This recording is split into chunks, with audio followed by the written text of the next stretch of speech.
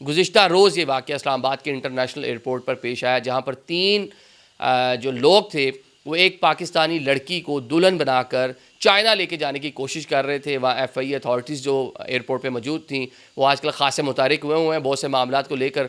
तो वहाँ उनको कुछ चीज़ें जो है वो फ़िशी फ़िशी लगी, उनको फ़ील हुआ कि इसमें कोई ना कोई दो नंबरी हो रही है।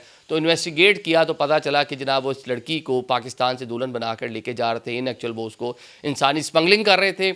10 लाख रुपए में उस लड़की का सौदा किया था उसकी फैमिली के साथ। 3 मर्द हैं जिनको गिरफ्तार किया गया। इनमें एक चीनी जो है बशिंदा भी शामिल है। 2 पाकिस्तानी अब्दुर्रहमान और नुमान। 1.5 लाख रुपए इब्तदाई तौर पे दिए गए। बाकी 8.5 लाख रुपए इस लड़की ने जब चाइना पहुंचना था तो फिर उसकी घर वालों को दिए जाने थे।